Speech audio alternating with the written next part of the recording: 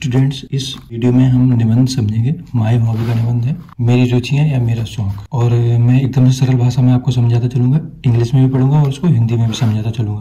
बिल्कुल सरलता से आपको अपन को याद हो जाएगा। ये काफी बड़ा था तो मैंने 9th और 10th के हिसाब से इसको निकाला था, 9th और 10th के हिसाब से इसको बनाया था। और यदि 11th 12th वाले भी याद कर सकते हैं, यदि उनके पास नहीं है पूरा एज इट इज याद कर लेना यदि किसी को करना है तो 11th 12th में। वैसे मैंने 9th 10th के हिसाब से इसको बनाया था क्योंकि ज्यादा बड़ा नहीं है, बिल्कुल सरल तरीका से इसमें जो सेंटेंस है, वाक्य हैं इसके, वो भी सरल दिए गए हैं, तो आपको आसानी से याद हो जाएगा और अच्छे से समझते चलना। 3-4 बार रिवाइज कर लोगे तो आराम से याद हो जाएगा। सबसे पहले शुरू करते हैं हम माई हॉबी। निबंध का नेम है माई हॉबी, यानी कि मेरी रुचि या मेरा शौक, एक ही बात है। सबसे पहली हेडिंग जैसे कि होती है इंट्रोडक्शन, प्रस्तावना। Hobby is an activity, hobby एक क्रिया है। Hobby is an activity which we do in our free time, जो हम अपने फ्री समय में करते हैं, जो हम अपने खाली समय में करते हैं। Hobby is play a very important role in our, यानी कि जो हमारी रुचि होती है, जो शौक होते हैं हमारे, ये हमारे जीवन में बहुत महत्वपूर्ण योगदान निभाते हैं। Play a very important role in our, हमारे जीवन में बहुत महत्वपूर्ण योगदान निभाते हैं।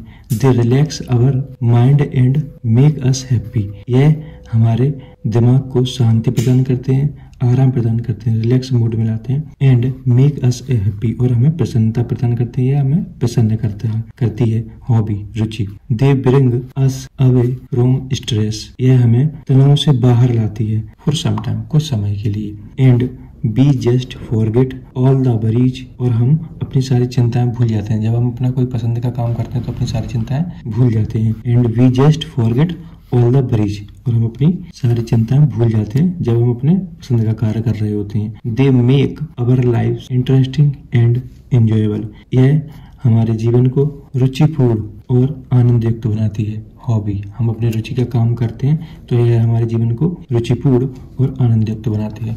दूसरी हेडिंग देख लेते हैं। दूसरी हेडिंग हमारे इस ऐसे की है, निबंध की है, टाइप्स ऑफ हॉबीज, रुचियों के प्रकार, types of hobbies. Different people have different hobbies, अलग अलग लोगों की अलग अलग रुचि होती है। सही सीधी बात है। According to their taste, temperament and interest, अनुभव के आधार पर, स्वभाव के आधार पर और रुचि के आधार पर सबकी अपनी अपनी रुचियां होती हैं। सम ऑफ द हॉबीज आर, कुछ रुचियों के नाम ये हैं, कुछ हॉबीज के नाम ये हैं। रीडिंग, पढ़ना, गार्डनिंग, पेड़ पौधे लगाना। स्टाम्प कलेक्टिंग भी था, ये मैंने काट दिया, यदि आपको ऐड करना तो बना रहने देना। स्टाम्प कलेक्टिंग का मतलब वो ये होता है, जो टिकट पहले के टाइम पे ये होता था ज्यादातर, अब तो नहीं होता। टिकटों को इकट्ठे करना या फिर कुछ कटिंग को इकट्ठा करना।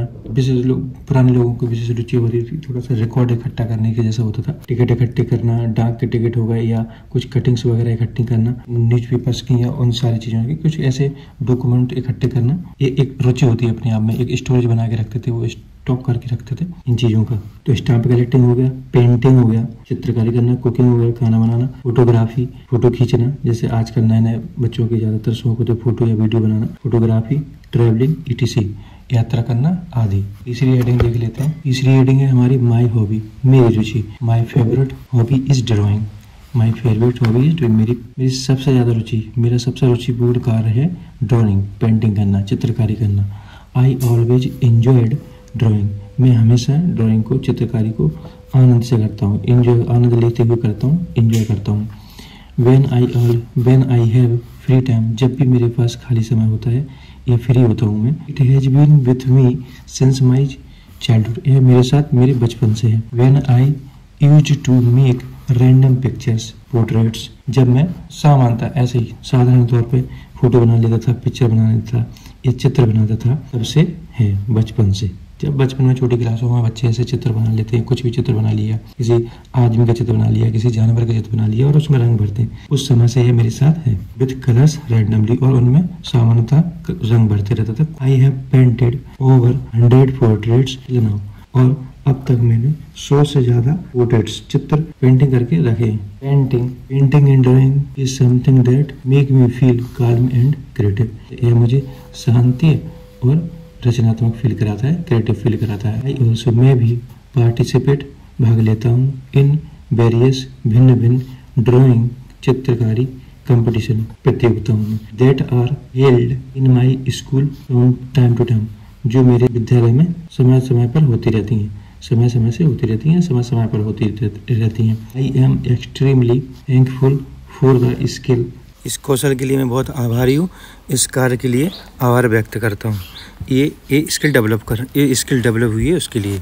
That I always win rewards, मैं हमेशा पुरस्कार भी जीतता हूँ and applause from my teachers, और अपने शिक्षकों से शाबाशी भी पाता हूँ, प्रशंसा भी पाता हूँ। लास्ट हेडिंग है हमारी कंक्लूजन। उपसंहार को हम उपसंहार भी बोल देते हैं या समापन भी बोलते हैं, या परिणाम समाप्ति या निष्कर्ष या उपसंहार एक ही बात है। कंक्लूजन, हैविंग अ हॉबी, रुचि के होने से, दैट वी एंजॉय, ये हमें आनंद प्रदान करती है, आनंदित बनाती है। Bring us piece and Joy, और हमें शांति और आनंद की तरफ ले जाती है। For me it is drawing, मेरे लिए यह चित्रकारी है। आई विश टू, मतलब मैं इच्छा रखता हूँ। परस्यू का मतलब होता है लक्ष्य रखना, पाने की कोशिश करना। आई विश टू, मैं लक्ष्य रखता हूँ। Drawing for the rest of my life, चित्रकार बनने का लक्ष्य रखता हूँ अपने जीवन की शांति के लिए। It is my dream to become a true artist one day, मेरा सपना है कि एक दिन मैं कलाकार या छविकार बनूंगा। कलाकार या छविकार, आर्टिस्ट का मतलब होता है कलाकार या छविकार। एक दिन मैं एक ईमानदार कलाकार या छविकार बनूंगा। तो छात्रों, इस वीडियो में हमने माई हॉबी का निबंध पढ़ा है। अगली वीडियो में मैं एक और इसी तरह से बिल्कुल सरल भाषा में निबंध लेके आऊँगा। ये बेसिकली ये निबंध मैंने 9th 10th बच्चों के लिए बनाया था। ज़्यादा बड़ा नहीं है, छोटा है और एकदम सरल भाषा में है इसलिए। और 11th 12th के भी याद कर सकते हैं कि अच्छा इससे बड़ा, थोड़ा सा इससे बड़ा है यदि आपके पास, उसको ट्राई करें, उसको कर लो। तो नहीं, यदि ये आपको ज़्यादा पसंद आया, इसकी लैंग्वेज काफ़ी सरल है, अच्छे से याद हो जाए, तो आप इसको भी कर सकते हैं, कोई दिक्कत नहीं है। और अगर वीडियो में कुछ अच्छा लगा हो तो चैनल को सब्सक्राइब करें, वीडियो को लाइक करें, और जो भी आपके चाहने वाले हैं जिनको इस चीज़ की ज़रूरत हो तो उसको वीडियो शेयर भी कर सकते हैं। धन्यवाद।